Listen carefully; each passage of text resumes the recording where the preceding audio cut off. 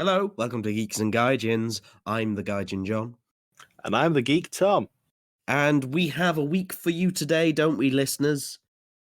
Well, we don't have a week, we have a podcast. But Yes, we have a whole bunch of stuff to do today, but we're going to keep it short because John here is a little under the weather. yes, if you can hear my... Well, it's not as sexy a baritone as it was on the weekend stream, but it's still pretty... Yeah, I've just been trying not to cough on kids all day, essentially. If you could avoid coughing on the mic today as well, that would be appreciated. My ears still have not recovered. No, it wasn't me, it was Monokuma the Evil Bear. Watch our streams to Right. get those jokes. We stream on Twitch. We stream Danganronpa, dating sims, and weird Japanese games. But yes, we have a podcast. You're not watching that. You're listening to a podcast right now. Today, Thomas is taking the lead on this one. I might not. Well, I do have a couple of topics to talk to about today. Yeah, because I've been literally stuck in bed, like not being able to leave, bar for streams. That's how dedicated I am. No, I was dead to this world. Well, you did do a couple of things over the weekend, including apparently learning how to play Shogi, which... Yes, so shall we start with Shogi? Let's get your stuff out of the way so that you can rest for the rest of the podcast. Yay! So, if you don't know the podcast, it's where we look at things from the West, with Thomas being in the sunny UK, and me in the East being in Japan, as it were. So I was taught this weekend about Shogi. You may have heard of Shogi, or you may not have. Shogi is Japanese chess, is the easiest way to do it. It has very iconic little, not triangular tiles, but you'll see it. The only thing I knew about Shogi before being taught it was that one of the characters in Persona 5 plays it. And that's it. They're not even a main character. They just play Shogi. So you're well acquainted with the source material before getting involved, is what I'm hearing. Oh, definitely. You knew exactly what you were getting into. Yes. Essentially, it is Japanese chess. It is from the same kind of origin. It's from the same... There was an original, like, Indian board game or something. And so loads of its pieces move exactly the same as chess pieces. It just has more pieces, and also they're not different shapes. They just have different kanji on them, which makes it really confusing if you find kanji really difficult, Thomas. Woo, Chinese characters. I want to die. But no, our teachers were very nice. The students actually being younger than me. But they had written the equivalent, like the chess piece equivalent on the pieces. So the goal of Shogi is to checkmate the king. Oh my god. But Shogi, the name literally means show as in general, and gi is board game. So Shogi is actually general's board game, because it's supposed to be a battlefield, because that's what chess is supposed to be as well. And I thought I'd just start with, like, essentially you can move pieces, da-da-da-da-da-da. The main ways it's different from chess is some of the pieces can move slightly differently. And the super big one, there's more pieces, it's a bigger board, is the drop rule, which totally messed with me. Just so much. And makes this both a very interesting game and an absolutely terrifying one. So what's the drop rule exactly? Imagine if you were playing chess, like you were taking the other guy's pieces, and you were like, do you know what this would make this game even better? If I could just place these pieces I took anywhere on the table. And the other person would be like, no, that sounds like cheating. Well, it's not, because this is Shogi. I'm not entirely sure how that's representative of the battlefield, but you're right, that's pretty intimidating. Apparently, it's to do... they try to justify it by the fact mercenaries would easily change side, so the other pieces are captured, they're not killed, and then you can use them however you want. It's a good enough excuse, I'll take that. Exactly. And also some of the pieces, a lot of the pieces can do a promotion thing. So like pawns, when you get to the end of a chessboard, they become queens. Um, a lot of the tiles, essentially you just turn them over and they get a couple of extra moves to them. So their equivalent of a bishop then gets to, though it can move diagonally all the way for everything, it can then move like one or two, it can then move one space either side horizontally and vertically. But so not all the way. It doesn't become a queen, it becomes just like a bishop that can jump. Goodness, that actually does add a lot of extra complexity to a already very complex game. I know, it's great. But the thing I want to tell you about is the names. Because the names, it's a confusing thing. And but the names make it so much better. Because the English translations never try to translate the names. They're just like equivalents. So I'll get this started. Your most important piece is, of course, your king, which is Orshaw, which is King General. Nice. And the kings are the same but slightly different. The lower rank player gets, so like either the younger player or the worst player gets the Gyulkusho, which is the jeweled general. You get one with jewels on it. It doesn't have jewels on it. They're all just wooden tiles. Then you have the Hisha, which is the rook. It's the rook. It moves vertically and horizontally. Hisha means flying chariot. Nice. That's better than a castle, isn't it? It doesn't make an awful lot of sense that a castle will just suddenly smack you from the other side of the board, but a flying chariot, now that I can get on board with. And then when you promote it, so that means it can move one space diagonally, but all the way vertically, it becomes a promoted rook, or a ryo. A ryo means dragon king. Nice. So your flying chariot becomes a dragon king. Most English people just call it a dragon, but it's a dragon king. Oh dear. This is what I'll get to that later. Then bishops, as we all know, bishops. They are called kakyugyo, which literally means angle mover What? because it What? moves on angles. Oh, after Dragon King, I was hoping for something a little less literal, but okay. Well, angle angle mover, when it gets promoted, becomes a ryuma or ryume, which means dragon horse. I'm seeing a pattern emerge. Because dragons. Everything's better with dragons. Yeah, pretty much. Then they have two pieces that aren't in a normal chess, that don't have an equivalent in chess. Actually, they have three. They're called essentially gold, silver, and lance in English. So kin or kinsho, ginsho, and kyosha.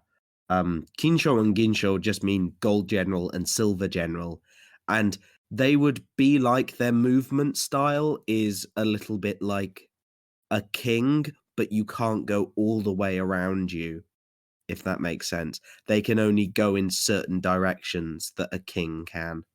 So, like either horizontally and vertically, or some form of diagonally. Then. Yes, but it's slightly more complicated than that. Like, Okay. Wow. Oh, right. like gold can go. I'll look this up. I don't want to try and explain shogi because I'll be here forever. Gold can go everywhere, one space, except the two diagonally behind it. Oh, I see. I see. And silver can go the three in front, two diagonally behind it, but not the two horizontally beside it, or the one directly behind it. Well, that is very complicated. Yeah, it is. But then gold can't get promoted, but silver can, and that means silver can then move suddenly more. Does it become a silver dragon? No, it just comes promoted. It becomes promoted silver.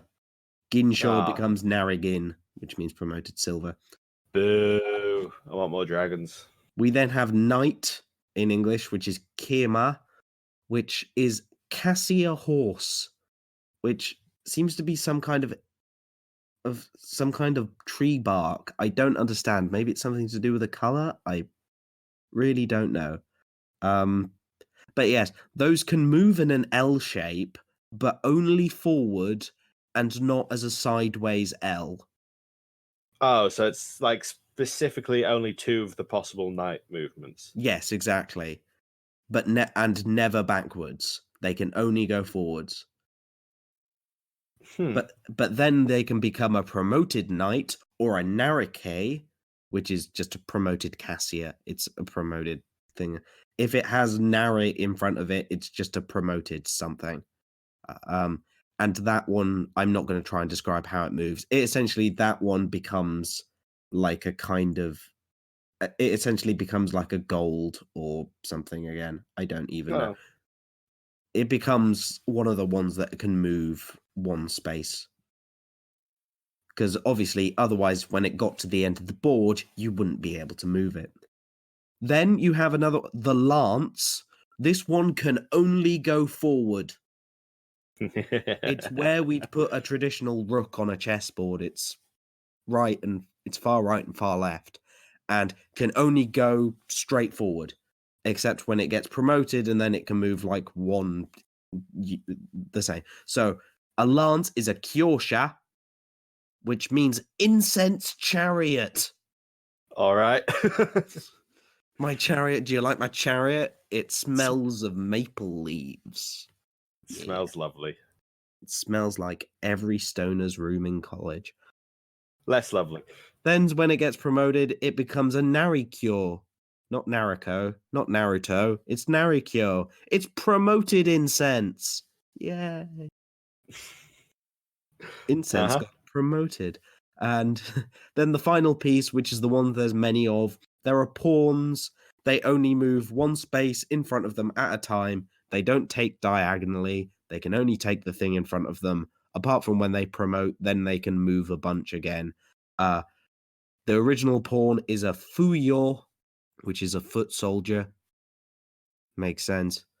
Mm-hmm. And then a promoted pawn, which is what do you think it's called? Something like a captain or something. Becomes a token. It literally becomes a token. So token, kin literally means gold. So token means it is at gold. It's promoted itself. It tends to be Yay. called a token in English as well, which is quite fun. I don't know if that's where we get the word for a token or something, but it also literally has the hiragana for to, which can mean and on it. But those are all the pieces of shogi. I don't know why I went on about that for so long, but I think it's really interesting because it's so similar to chess, but because you can just drop stuff like into the game wherever on the board, like there are just so many things you can do. There's so many differences. Yeah, it does sound really actually quite high level. The thing is, it's kind of it, yes, but also it really seems not. As soon as because the thing that's scary about shogi, I think, is the kanji because it's really difficult to not know what the pieces do because if you need to memorize all of them. Once you can get that down, then I think it's fine. It's just learning a board game like any other board game. Mm. They're just slightly, especially in a Western mind, slightly less iconic than a horse and a castle, and I assume a mitre or whatever that the bishop is supposed to be. Do you know anything about like the shogi culture in Japan? Is it like similar to like what we have with chess, with lots of tournaments and stuff? It does have lots of tournaments, and tournaments get a tad traditional, so you have to sit in the very traditional seating position, which I did not. I sat in a chair. But no, the Seiwa, it's called the Seiwa position, which is the one where your feet are directly under your bum. And that hurts. It hurts really much. There's a joke. There's a joke in Japanese, like as a translation to English. It's like, this is this clothing that I'm wearing. In Japanese, we call it a kimono. In English, you call it a kimono. This sitting position, in Japanese, we call it seiwa. In English, you call it a punishment. Exactly. I love telling other people's jokes slowly and without the actual things. No. Well, shogi, for some reason, it seems to be associated with men a lot. I don't know. I suppose because it's supposed to be a game of war or something. But I don't know whether it still is or not. That's just from generally. Do they separate the tournaments by gender then, or? I don't know. They still do that with chess, don't they? I'll be honest, I'm not that much of a chess head. I have not kept up with the latest developments in chess culture. Anyway, clearly a question for another day. We can come back to this. The thing that I was annoyed by, I think they do separate rubbish. I'm never a fan of them breaking that apart by gender because it makes no sense. Yeah, the thing about shogi is, someone who's a super fan of video games, there are no good shogi video games. like none. There are a couple released in Japan. Well, there are a bunch released in Japan, but they're all very, very basic stuff. They're very AI. They're like they're a very basic simulator of, you need to already know how all the pieces work. You know what all the pieces are and what they do. Just do shogi. And it's just like, there are so many ways you could make this accessible. Like, apparently, like, I just remembered now that shogi was on like the DS game that everyone had, which was called like 42 board games or whatever. It had shogi on it, but you never learned how to play because what on earth is this tile crazy game? I'm just gonna go and play Old Maid again. Yeah. To be fair, no one told me how to play Minesweeper or Solitaire, but those were a lot easier to figure out. Yeah, and it's like, how are you gonna like learn? Yes, obviously these Japanese characters, these mean very different things, and prepare the movement. I just see squiggles. I don't understand. Wakara and I don't know. I don't understand. Yeah, and this is the thing. It's like big. There are manga and anime, as I said. Like in Persona 5, there is a high school shogi player who's one of the, well, not, she was meant to be one of the main characters, she wasn't. And there are like several anime and stuff all around shogi. It's just, I think it's so good. And I'm not going to say it's better than chess, but God, I can imagine it being really interesting to watch. And play as well. Oh, it looks so fun. Sorry, I'll stop waxing magnificent about shogi. Because just a quick question: where did you learn shogi from? Who was teaching you? There was some local students. They were doing like a cultural exchange thing, so they were teaching us Westerners Japanese things. Did you teach them anything in exchange? Nope, not a thing. This cultural exchange completely broke down. Pretty much. Failed. I spoke English at them. No, that's what you do for a job. Yeah, exactly. I get paid to do that. Poor kids. No, yeah, we did like some exchange. We did some exchange stuff, which I'm not going to get into because, to be honest, it's fairly boring. But there we go. Thomas is happy today. I am happy today because this week brought me some fun news, which was that a anime show that I am quite fond of, in fact, is getting a third season, seemingly out of nowhere. The show I'm in question, out of nowhere, boom. Okay, out of nowhere, wrestling references out of nowhere. Whoa! Sorry, just throwing everything out the window. Are we just? I'm on a lot of medication right now, listeners. Anyway, the anime in question is a show called Log Horizon, which is a show about a the entire population of a MMO, so a massively multiplayer online game,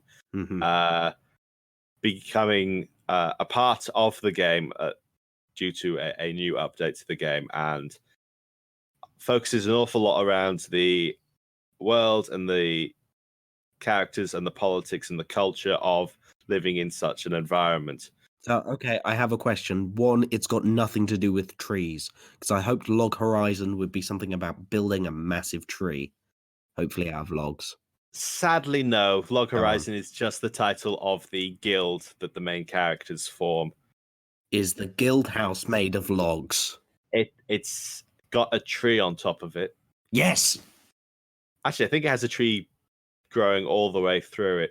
Yes, logs! The city that they wind up in is like a overgrown ruin of, I think, Akihabara or something like that. It's supposed to be the setting of that one particular city that they start off in.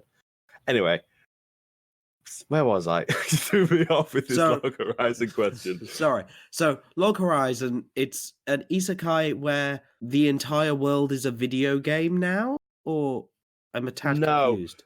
It's very important that you understand that the real world, as far as the characters are concerned, still exists, and they are inside the video game. Yes. I know this is something that is not particularly new or amazing for people who have followed anime, because there are now a whole bunch of different shows based on the concept of characters being transported into a video game, especially MMO, due to the popularity of things like Sword Art Online. But so are they stuck there?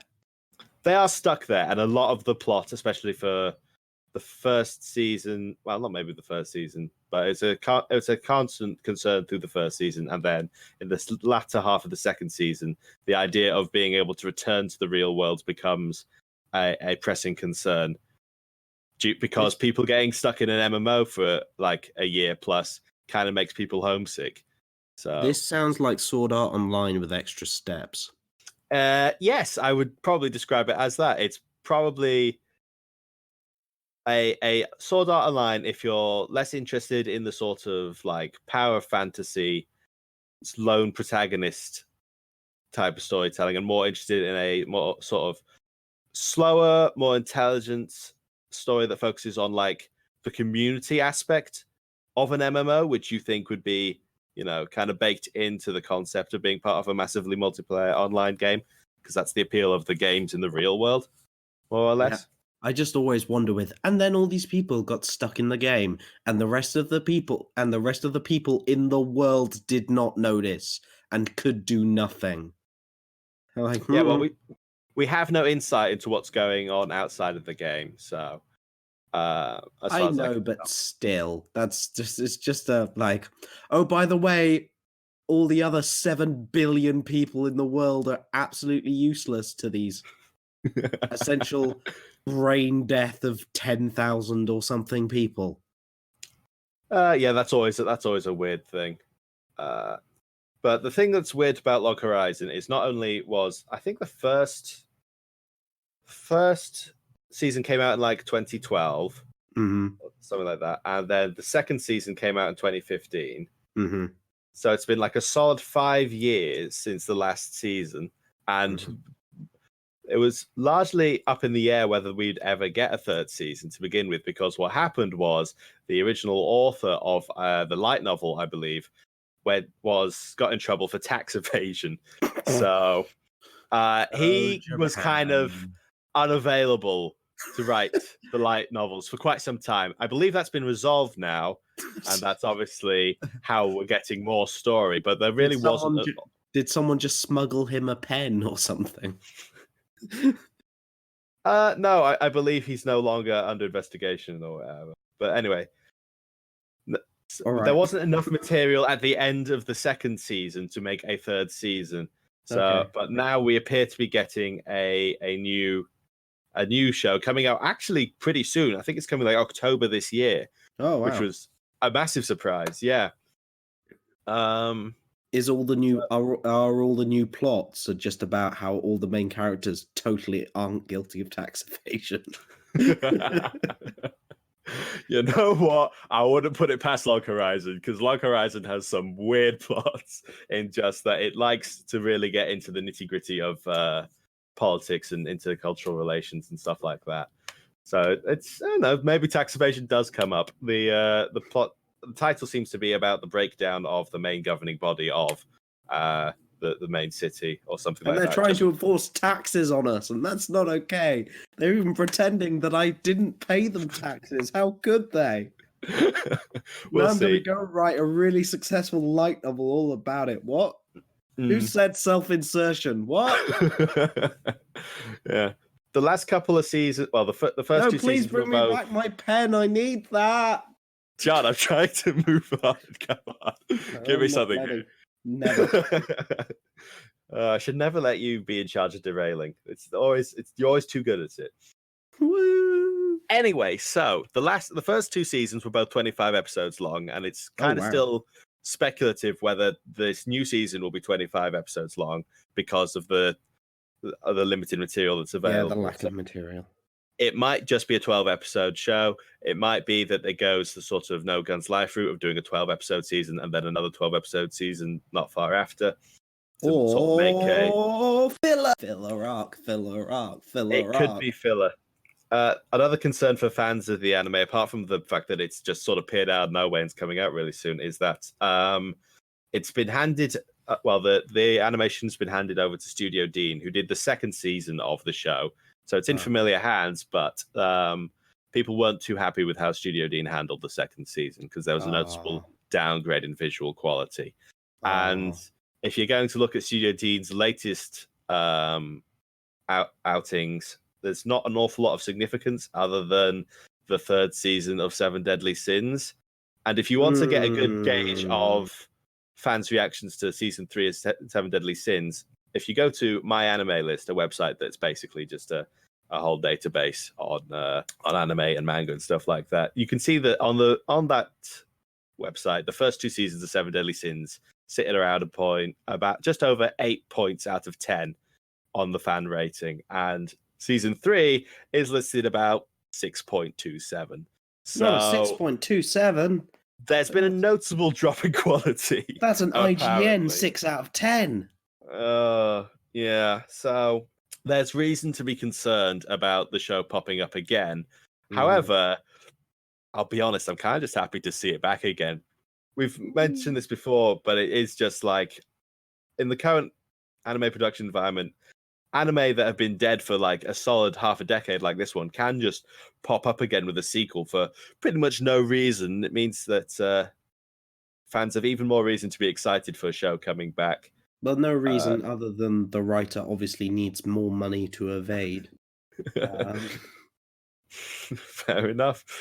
So yeah, that was my big news for the week, was that a show I really liked has come back and will apparently be back real soon. Woo! And so now it's time for snack break. And probably snack break, this might actually just be the end of the episode because I can't really talk anymore. John's ill. I'm ill in more ways than one. I think we all knew that. No, so it's time for a snack break. I'm so excited. I just can't hide it. No, so Thomas might have mentioned it today. You might have heard that he was been watching a No Guns Life, the well-known anime in which a guy has a gun for a head. I have indeed been watching that. I finished it actually. Ooh, well, you finished the first 12 episodes that there are, and the first core, yeah. Yes, and I have not yet, so we're not going to talk totally about it. But Thomas recommended for me for snack break that I get some crab. I was like, I can't get any crab. I'm not doing that, mate. So what I did instead was not that. What I did instead, I didn't get crab. I was like, I might be able to get some crab crackers though. I was like, Thomas was like, cool, that's fine. I couldn't find any crab crackers. So what I did find were Japanese fish animal crackers, and not they aren't flavored like fish. They just look like cute little fish. Okay. I've just sent Thomas a picture. Probably pick that up on the mic. Let me see. Ah, I know they're really cute, aren't they? that's like a massively jawed fish. I thought it was a lobster, but no, that's just it's like a scary old piranha, that one. No, there's like a crab and then like a big piranha thing. Or it's And supposed like, to be a pincer. No, that looks like a piranha. no, and the outside of the box has like the outside of the box has like a little aquarium on it. Ain't it cute? One of those crisps is a sunfish, and I'm kind of disappointed it isn't sunfish sized. But Nah. Yeah, no, this is the thing. They're actually like insane amounts of shapes. Like you've got sunfish, you've got sea stars, you've got sharks. I think the thing claims, let me count on the box. There might be like 17 different shapes of cracker. And there's a really cute kawaii whale that's the mascot, which has a little sailor's. It has a sailor's hat on, Thomas. It's so cute. oh yeah, I can see it. It's like a sort of a red whale with a blue belly and a little white hat. Though, to be honest, I don't really want to let Japanese people near whale. Moving swiftly on. Oh no. I will say, in the teaching program I'm in, they did have to warn you what the kanji for whale was, because some schools still serve it at lunchtime, just in case, so you don't accidentally eat whale if you don't want to. Well, that's nice of them. Yes. Does your school serve whale? No, it doesn't. Oh, good. Well, I've forgotten what the kanji is, so I hope not. Yeah, whale in Japanese is kujira, which sounds amazing. That sounds like something Godzilla fights, but it's whales. And whales are amazing. Okay, so I'm going to eat a tiny little shark. I'd watch Godzilla fight a whale. That'd be hilarious. I just want the whale to win. I don't know how, but he does. These are really nice. They're like they're like puffed crackers. They're not sweet. They are crisps or chips for our American listeners. But no, they're really puffy and nice and light. Oh, they're so cute. They're all little animals. These are great. If I had these as like a 5-year-old kid, I'd be so happy. Because look, it's got the different kinds of fish. It does. That's so cool. That'd like be me with like my dinosaur books. I'm like, oh look, I got the sunfish one. That one's my favorite. They taste exactly the same as all the other shapes, Jonathan. No, they don't. They taste better. I don't like the seahorse ones. Seahorse ones taste they are the same as all the other. No, they're not. Not. They're smelly and I hate them. No, only the character of Jonathan hates seahorses. I actually love seahorses. They are delicious. Oh no. That would be weird. But no, I've got loads of. Yeah, it seems they even have like deep sea ones. I think there seems to be some kind of advert on them for either going to an aquarium or something.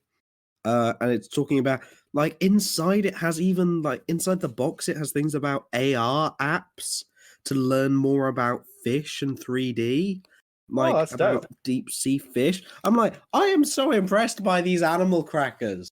This is what Japan Snack Break was all about. Some company put like so much effort into their fish animals. This is insane. And on that really happy note, I need to end the show because my throat is failing. Yeah, the crisps probably don't help you with that. Ikikishite.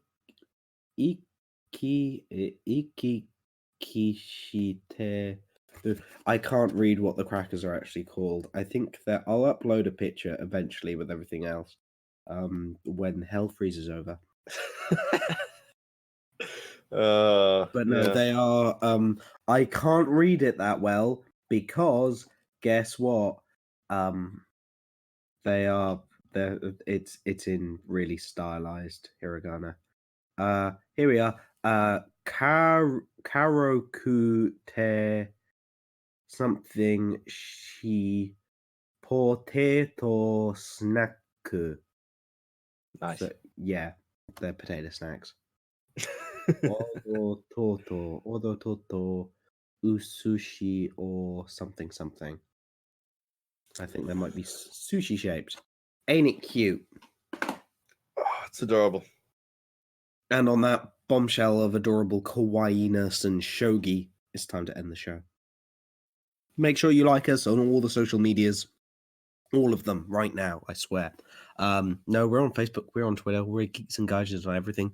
You can listen on Spotify or iTunes or Podbean or other podcast things are available. If you listen to us on them, tell us which ones. We also have an email. We're geeksandgaijins@gmail.com. Send us emails. Or not, but don't send us nasty things. That would be nasty. And watch us stream on Twitch. We stream every Saturday-ish. Every weekend. There we are. Every weekend. We're currently going through Danganronpa and Final Fantasy 3. I got my bum handed to me by a really funny-looking boss.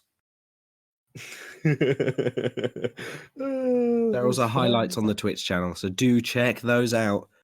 And with that, it's a Mataja. It's a Mataraishu. It's a Ja Mataraishu. Matashita. Well, I'm not going to see you tomorrow, but Mataja. Goodbye. Bye-bye. Sayonara.